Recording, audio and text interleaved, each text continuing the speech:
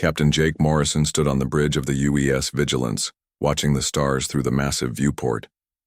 The ship was humanity's pride, stationed at the edge of human space like a watchful guardian. Jake had been expecting a quiet patrol when the emergency signal came through.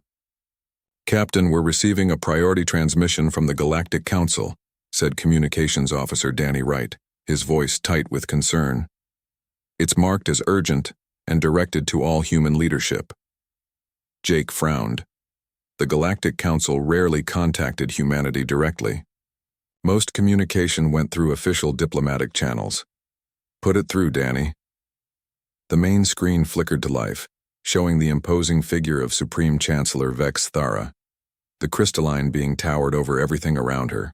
Her body gleaming with an inner light that spoke of advanced evolution. Her voice carried the weight of absolute authority when she spoke. "Attention, human leadership. The Galactic Council has reached a unanimous decision regarding your species. You have 72 standard hours to comply with the following demands." Her words cut through the bridge like ice. "First, all human colonies beyond your home system must be evacuated and surrendered to Council authority.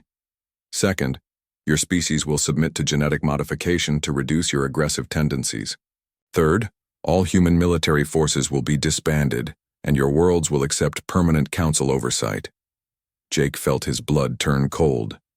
Around him, his bridge crew exchanged shocked glances. These demands were impossible, insulting, and unprecedented in galactic history, the Supreme Chancellor continued without pause. "These measures are necessary for galactic peace. Your species has proven too unpredictable and violent to remain unsupervised. Compliance is not optional. Failure to meet these terms will result in enforcement action. You have 72 hours. The transmission ended, leaving the bridge in stunned silence. Jake stared at the blank screen, his mind racing. In his 20 years of service, he had never heard of the Council making such demands of any species. "Danny, get me a direct line to Earth Command. Priority Alpha," Jake ordered, his voice steady despite the storm building inside him. Within minutes, Jake found himself in a secure conference call with Admiral Lisa Carter, the highest-ranking officer in humanity's military, and President Ryan Phillips. The holographic images of both leaders showed the same shock and anger that Jake felt. "This is madness," Admiral Carter said, her gray hair seeming to have gained more silver in just the past hour. "No species in galactic history has ever been subjected to such demands. Genetic modification? Dismantling our military? They might as well ask us to stop being human."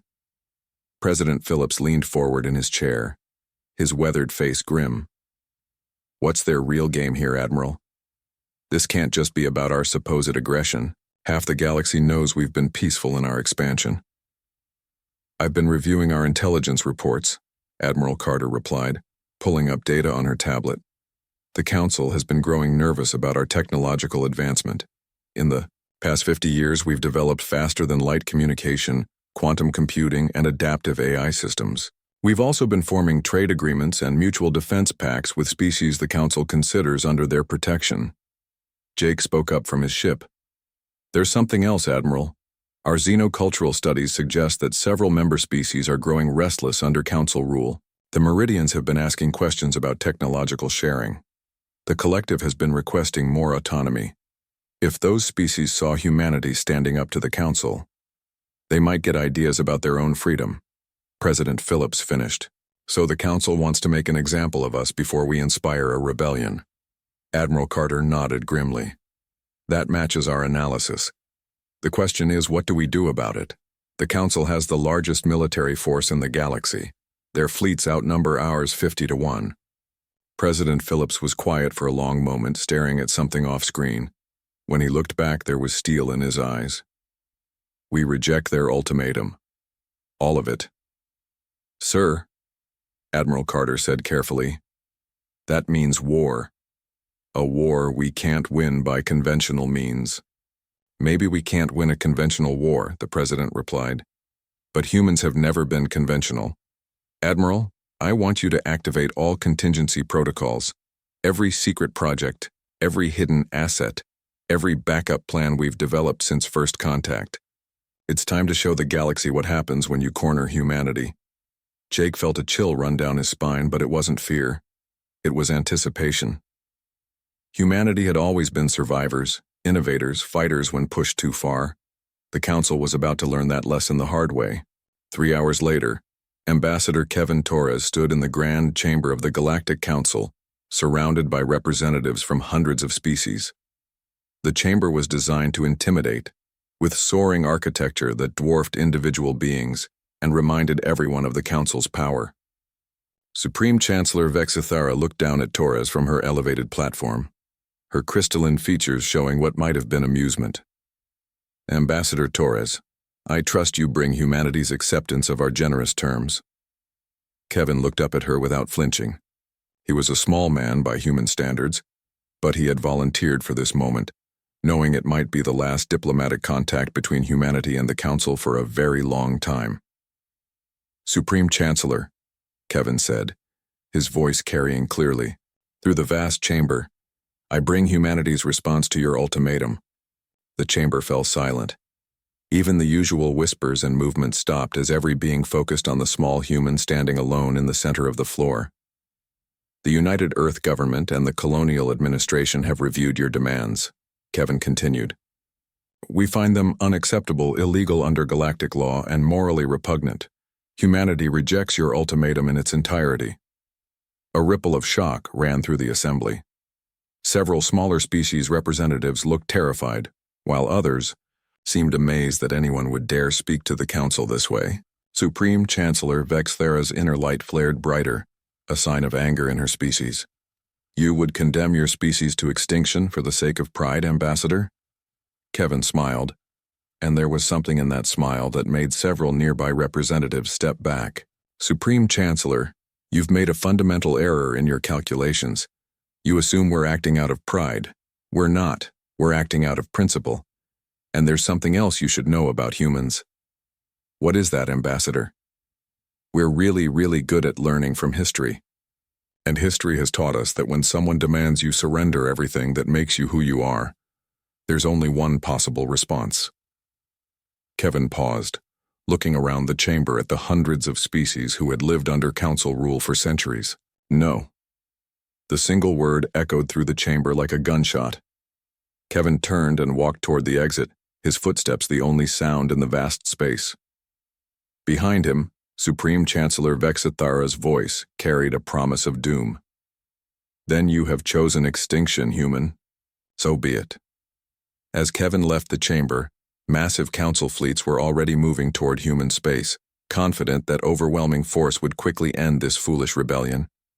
They had no idea that humanity had been preparing for this moment since their first contact with galactic civilization. The war was about to begin, and the galaxy would never be the same. The first strikes came exactly 72 hours after the ultimatum expired.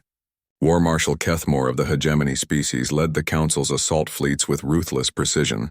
His orders were simple. Make the humans suffer so badly that every other species in the galaxy would never dare challenge the Council again. Colonel Amy Foster was reviewing defensive positions on New Denver when the sky turned red. The colony's early warning systems had detected the incoming fleet just minutes before the bombardment began. Massive energy beams lanced down from orbit, turning buildings to vapor and carving deep scars in the earth. All units, this is Colonel Foster, she shouted into her communicator as explosions rocked the command bunker around her. Execute Evacuation Protocol Omega. I repeat, Evacuation Protocol Omega. Get those civilian transports moving now. Lieutenant Carlos Martinez burst into the command center, his uniform singed from a near miss.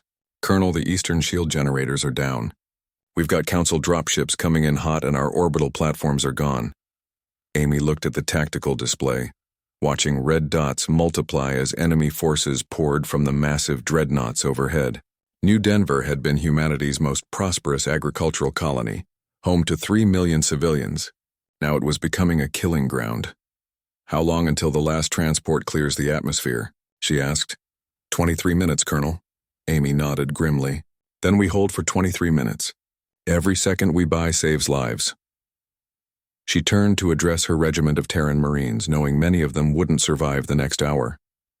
Marines, you all know why we're here. Those transports carry our families, our friends, our future. Today we show the galaxy what humans will do to protect what matters. The first Council troops hit the ground running, their advanced armor gleaming as they advanced on the colony's central hub. They had expected quick victory against the primitive humans. They found something very different. Amy's Marines had prepared for this moment for years. Every street, every building, every corridor had been mapped and prepared. As the alien troops advanced, they walked into carefully planned kill zones. Human weapons might have been considered primitive by galactic standards, but they were brutally effective. Sergeant Maria Lopez triggered a series of hidden explosives that brought down an entire city block on a hegemony assault team. "That's for New Shanghai, you alien bastards," she muttered, remembering the peaceful trading post that had been destroyed in the Council's first wave. Across the galaxy on Haven's Rest, Dr. Peter Chen watched in horror as Council ships deployed weapons that had been banned by galactic law for over 1,000 years. Biological agents rained down from the sky, turning the planet's beautiful forests into twisted, dying nightmares. Peter had been studying the unique ecosystem of Haven's Rest for 5 years. The planet was a paradise of interconnected life forms that had evolved in perfect harmony. Now he watched centuries of evolution being destroyed in minutes. "Dr. Chen, we need to evacuate the research station," called Dr. Linda Park, his research partner. "The contamination is spreading faster than our models predicted." Peter looked at his instruments, reading the horrifying data. The biological weapons weren't just killing the native life. They were transforming it, turning plants and animals into toxic hazards that would make the planet uninhabitable for decades. "We can't leave," Peter said quietly. "Look at the refugee readings. There are survivors out there, and they're heading this way. If we abandon the station, they'll have nowhere to go." Linda stared at him. "Peter, staying here means death. Those biological agents will reach us in 6 hours. Then we have 6 hours to save as many people as we can," Peter replied, turning back to his equipment. "Get the emergency medical supplies ready and set up decontamination areas. We're going to turn this research station into a refugee center." Meanwhile, on Port Liberty, the third target of the Council's opening assault, Major Tony Rivera led the evacuation of the colony's massive spaceports. Port Liberty was humanity's primary trade hub in the outer colonies, and its destruction would cripple human commerce for years. "Major, Council forces have broken through the eastern perimeter," reported Captain Helen Murphy. "They're heading straight for the civilian shelters." Tony looked at the tactical display, calculating distances and time. The last refugee ships were still loading civilians, but Council forces would reach the spaceports in minutes. "All combat units converge on the eastern approach," he ordered.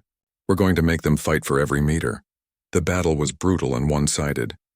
Council forces had superior numbers, better armor, and advanced weapons. But the humans fought with desperate fury, knowing that every minute they held the line meant more civilians reaching safety. Back on Earth, President Phillips watched the reports coming in from the 3 colonies. The images were horrifying. Burning cities, poisoned landscapes, and human defenders making their final stands against overwhelming odds. "How many casualties?" he asked Admiral Carter. "Too many," she replied grimly. "New Denver is gone. Port Liberty fell an hour ago. Haven's Rest is uninhabitable. But the evacuation protocols worked. We saved over 70% of the civilian population." Phillips nodded, his face stone cold. The Council had wanted to make an example of humanity. They had succeeded, but not in the way they expected. "Admiral, patch me through to the Galactic Communication Network. It's time the galaxy heard from Earth." Minutes later, President Phillips appeared on screens across hundreds of worlds. His face was calm, but his eyes burned with controlled fury. "Citizens of the galaxy," he began. "You have just witnessed the Galactic Council's idea of justice. 3 peaceful human colonies attacked without warning, biological weapons used against civilian populations. Millions of innocent people killed or displaced." The president paused, letting the images of the destroyed colonies speak for themselves. "The Council claims they did this for galactic peace. They say humanity is too dangerous to be left free. I want every species watching this to ask themselves a simple question. If the Council will do this to us for refusing to surrender our freedom, what will they do to you when you displease them?"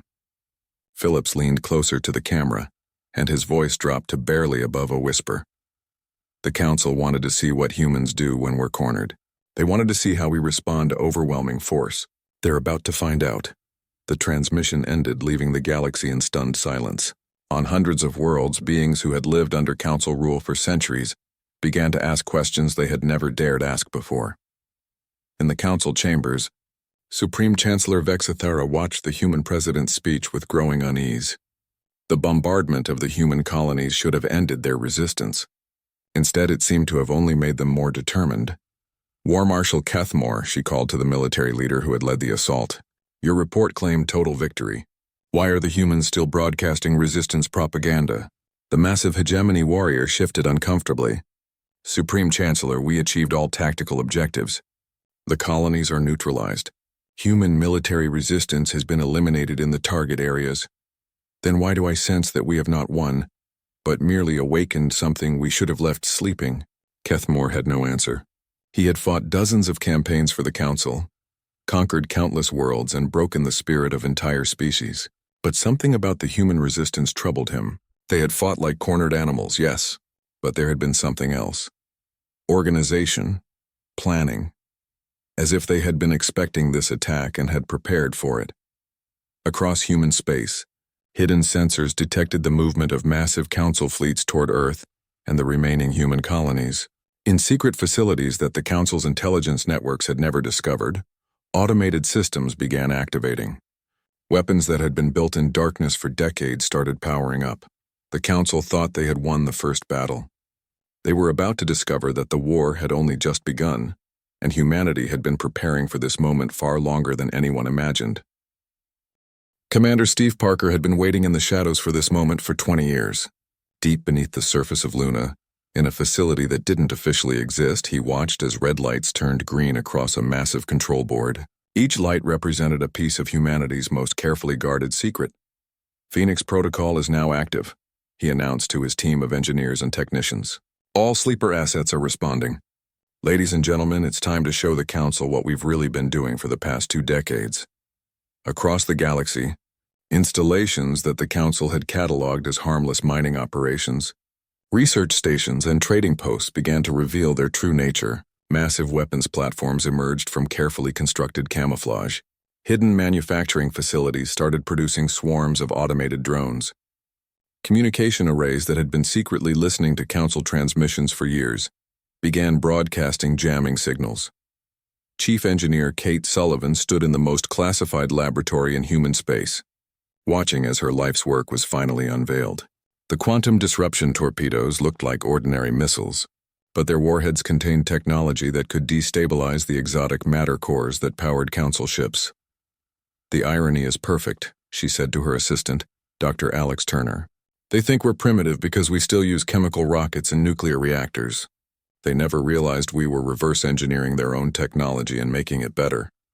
Alex nodded, checking the torpedo specifications one final time. The precursor vessel we found 20 years ago gave us everything we needed to understand exotic matter manipulation. While the Council was content to use technology they inherited, we actually improved it.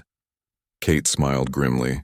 Let's see how their mighty dreadnoughts handle having their power cores turned into miniature black holes. Meanwhile, Captain Jake Morrison prepared to lead humanity's first counterstrike. The Ghost Fleet, humanity's newest class of stealth frigates, had been built in complete secrecy using advanced metamaterials that made them nearly invisible to Council sensors. All ships. This is Morrison, he broadcast to the 12 frigates under his command. Target package is the Council supply depot at Kepler Junction. Intelligence reports indicate minimal security, maximum impact. Remember, we're not just destroying supplies. We're sending a message. Lieutenant Commander Rachel Stone, captain of the UES Shadow, responded immediately. Copy that, Admiral. My crew is ready to show these aliens that humans can disappear and reappear like ghosts. The Ghost Fleet slipped through Council space like whispers in the night. Their stealth technology was so advanced that they passed within kilometers of patrol ships without being detected. When they reached Kepler Junction, they found exactly what human intelligence had promised, a massive supply depot with minimal defenses. Jake watched the tactical display as his ships positioned themselves around the facility.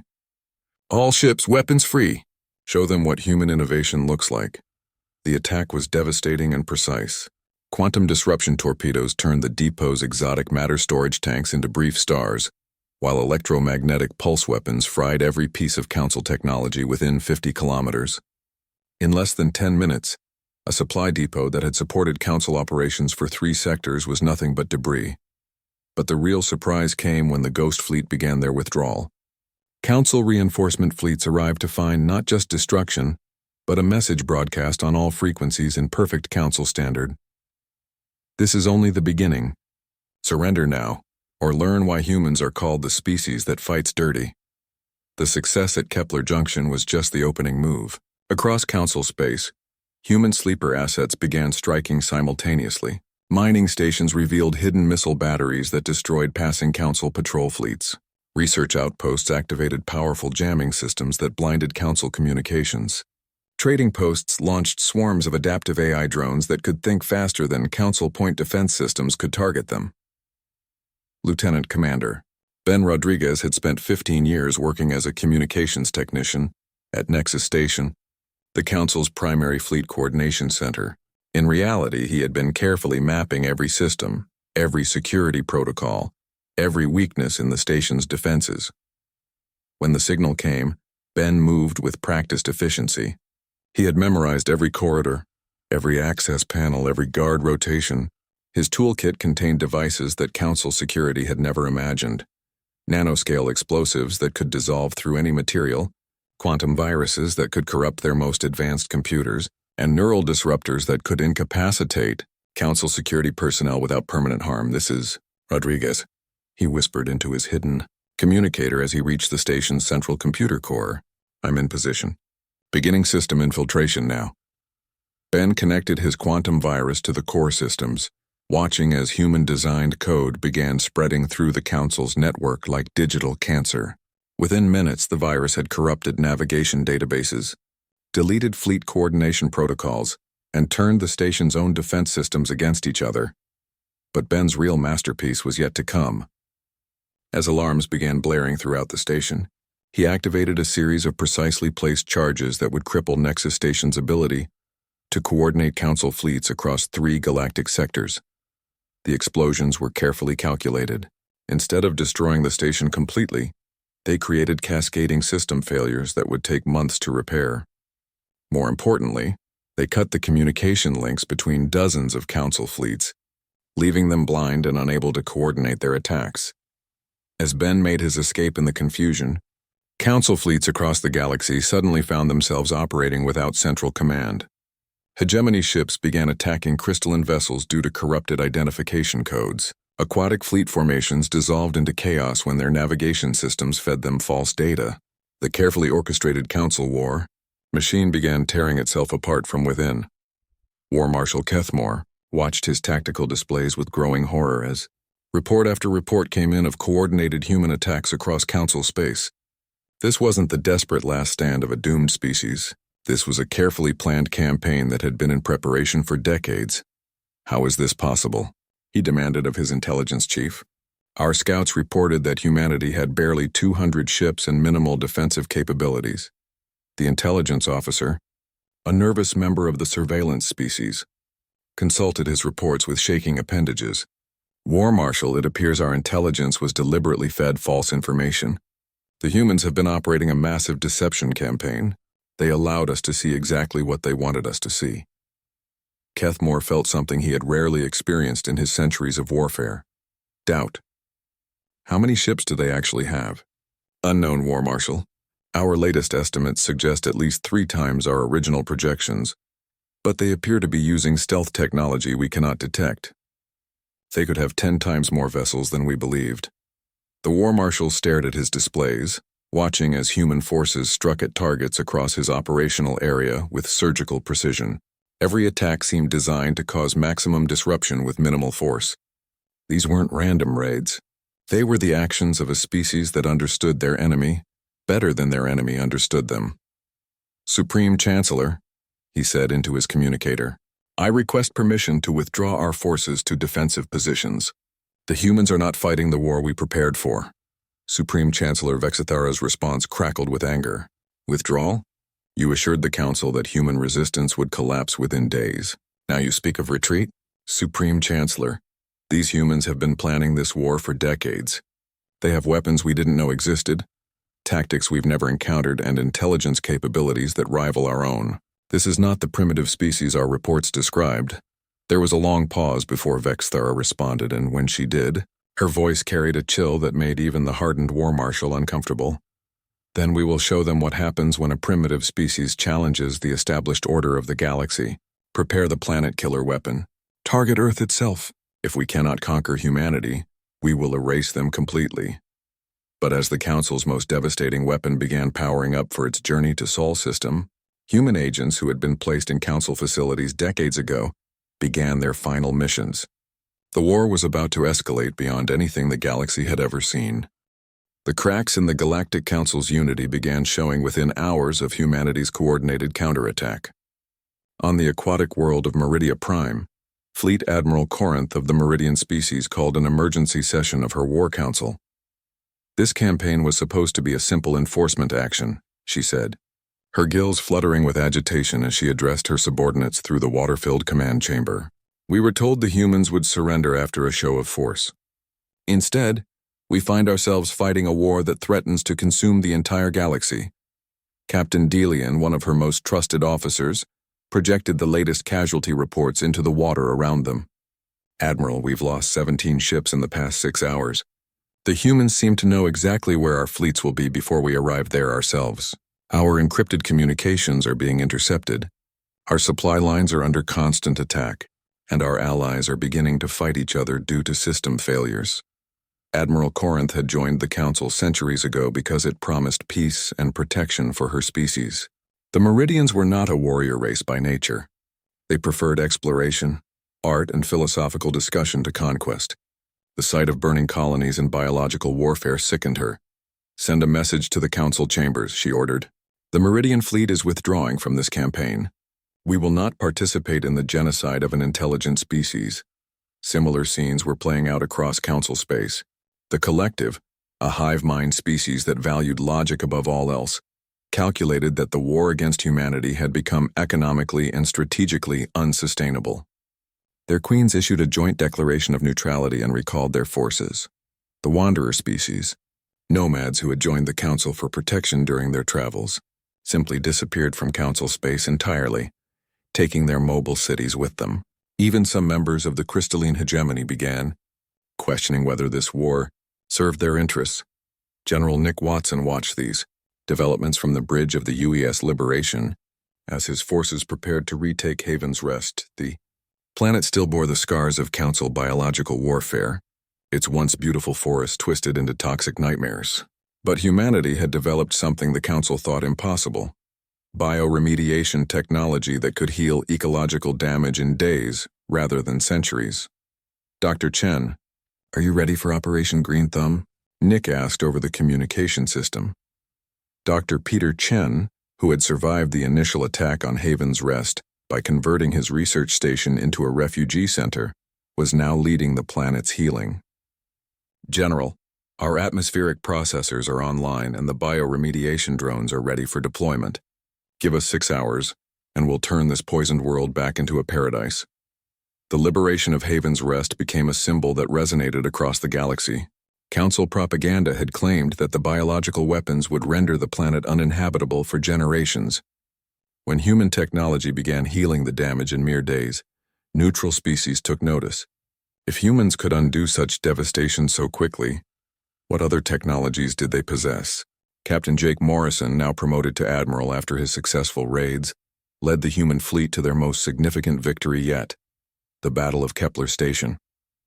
The massive space station controlled shipping routes for 12 star systems and was considered impregnable by Council standards. All ships. This is Admiral Morrison, he broadcast to his combined fleet of stealth frigates, heavy cruisers, and the massive dreadnought UES Defiance. Today we show the galaxy that human tactics can overcome any defense. The battle began unlike any other in galactic history. Instead of the traditional approach of massive fleets exchanging fire at long range, Morrison used the system's asteroid belt as a weapon. Human ships with gravity manipulation technology turned chunks of rock into kinetic bombardment platforms, accelerating asteroids to near light speed before launching them at the station. Council forces found themselves fighting not just human ships, but the system itself.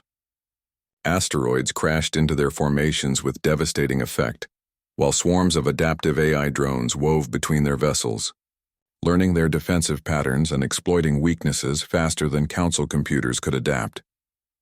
The station's massive defense guns, designed to destroy entire fleets, found themselves unable to target human vessels that seemed to appear and disappear like ghosts. When they did achieve locks, their targets vanished into clouds of metallic chaff that confused their targeting systems.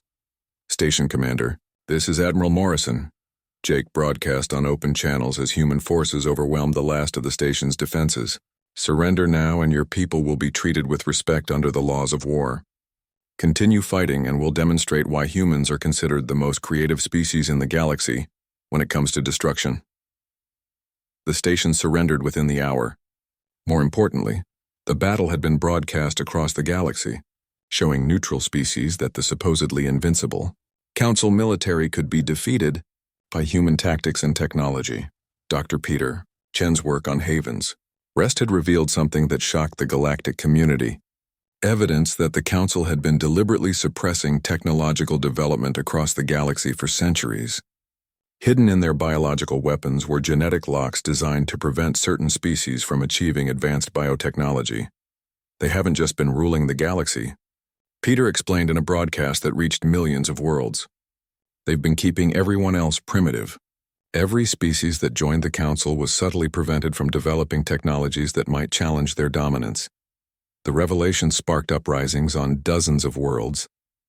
Species that had lived under Council rule for millennia suddenly understood why their scientists had struggled with certain research projects, why their engineers couldn't seem to grasp particular concepts, why their civilization's progress had slowed after joining the Council.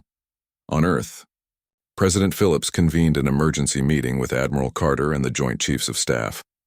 Intelligence reports indicated that the Council was preparing to deploy their most devastating weapon, a planet killer capable of destroying entire worlds. They're targeting Earth directly, Admiral Carter reported grimly. Our agents report that Supreme Chancellor Vexithara has authorized the use of the Omega device. It's their ultimate deterrent, designed to crack a planet's core and turn it into a miniature star. President Phillips nodded calmly. How long until it reaches Sol system? 72 hours at maximum velocity. The president smiled, and there was something in that smile that made even veteran military officers uncomfortable. Perfect. That gives us exactly the time we need for Operation Prometheus. Admiral Carter leaned forward. Sir, Prometheus is our most extreme contingency plan. If we activate it, there's no going back. We'll be committed to total war.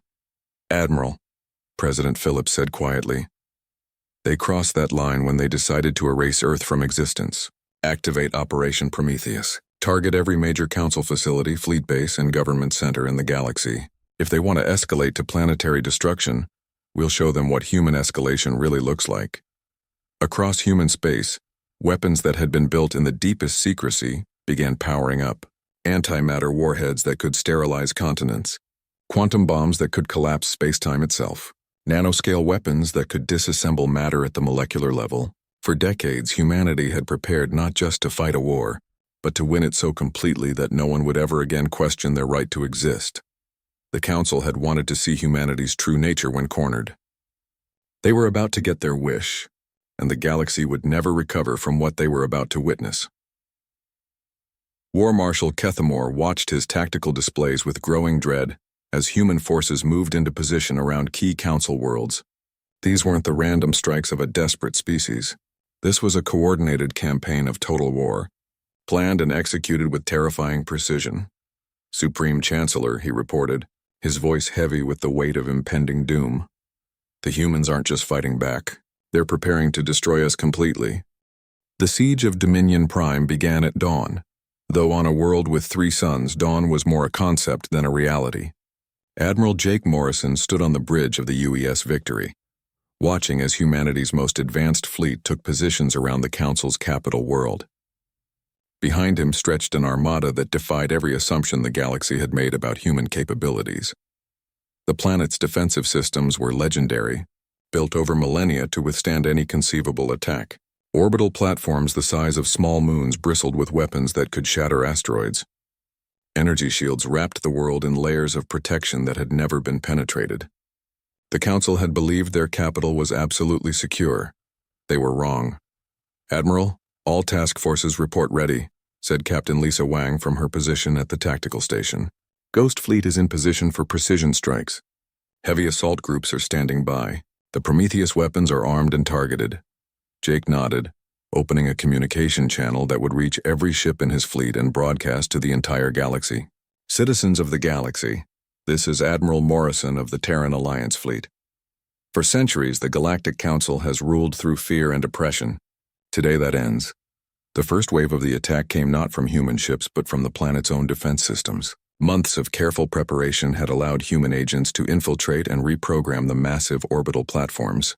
As the siege began, the platforms turned their devastating weapons on each other, creating chaos in the defensive grid.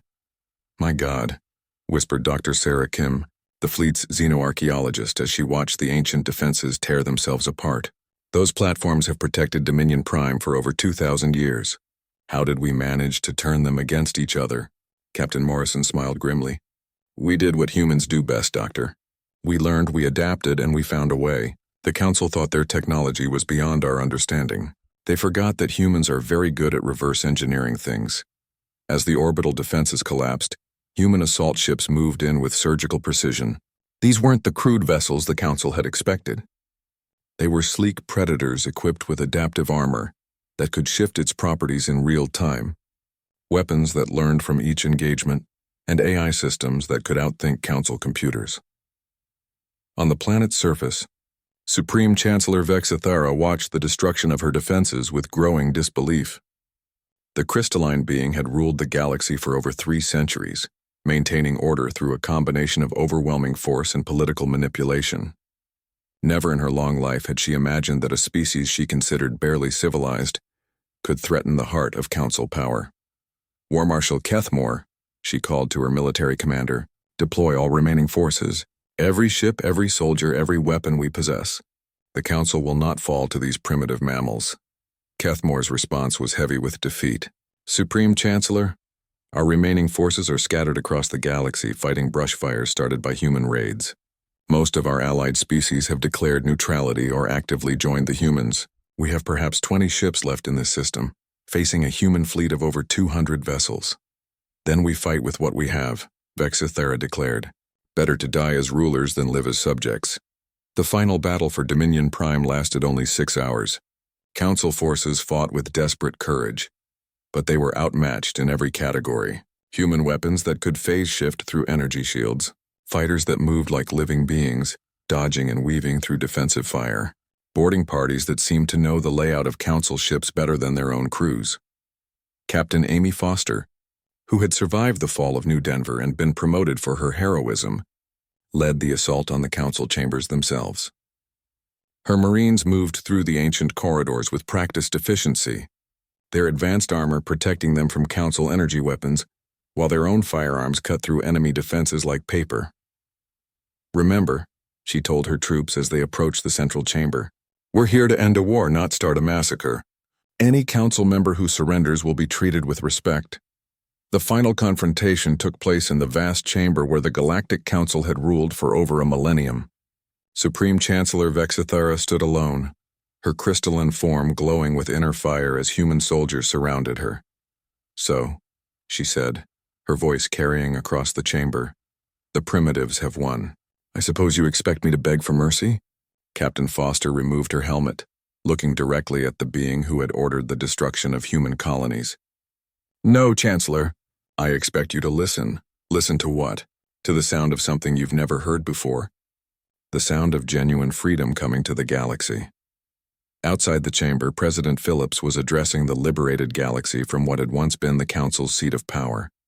Representatives from hundreds of species had gathered to hear humanity's vision for the future. "Citizens of the galaxy," he began, "today marks the end of an era of oppression and the beginning of something unprecedented in galactic history. A voluntary alliance of free species." The crowd listened in stunned silence as Phillips outlined humanity's proposal. No single species would rule the galaxy. Technology would be freely shared. Conflicts would be resolved through negotiation rather than force. Every species would have an equal voice in galactic affairs. But surely, called out Ambassador Telleth of the former Council species, the Navigators, someone must lead. Someone must make the difficult decisions. Phillips smiled. That's where you're wrong, Ambassador. Leadership isn't about making decisions for others. It's about helping others make their own decisions. Humanity doesn't want to rule the galaxy. We want to see it reach its full potential. Dr. Peter Chen, now serving as the Alliance's Chief Science Officer, stepped forward to present the most shocking revelation of all. The Council didn't just suppress your technology, he announced. They suppressed your evolution. Our analysis of their biological weapons revealed genetic locks designed to prevent species from achieving their natural potential. The implications sent shockwaves through the assembled representatives.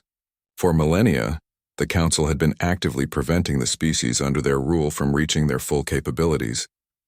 Over the coming months, Dr. Chen continued, human medical technology will help remove these artificial limitations.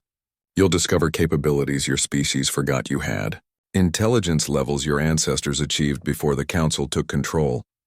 This isn't conquest. It's liberation in the truest sense.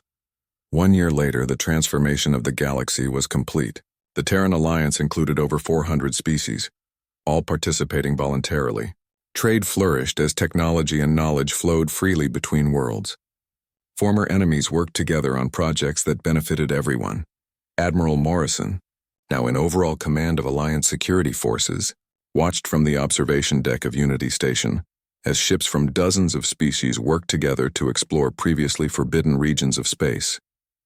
Human vessels worked alongside former Council ships, their crews integrated and their missions shared. It's hard to believe, said Captain Wang, joining him at the viewport.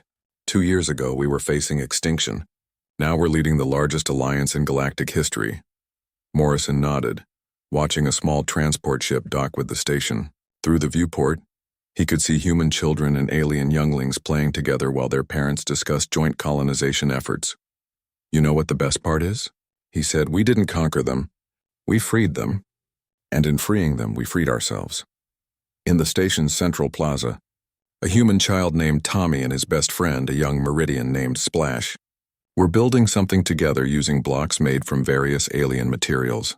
Their construction defied the architectural principles of both species, creating something entirely new and beautiful. What are you building? Asked Tommy's mother, Dr. Ellen Rodriguez.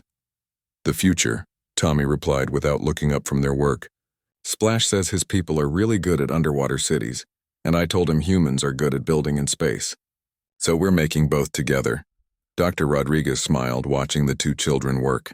Around them, beings from across the galaxy mingled freely, sharing knowledge, art, and friendship.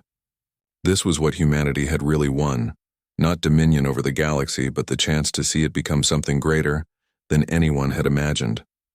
The Galactic Council had tried to erase humanity from existence. Instead, humanity had erased the very concept of galactic oppression. In trying to destroy the species that refused to bow, they had awakened a force that would reshape the galaxy forever. The line the Council had crossed was gone, replaced by bridges that connected every corner of known space. And at the center of it all, humanity stood not as conquerors, but as the species that had shown everyone else what freedom really meant. The galaxy would never be the same, and everyone in it was better for the change.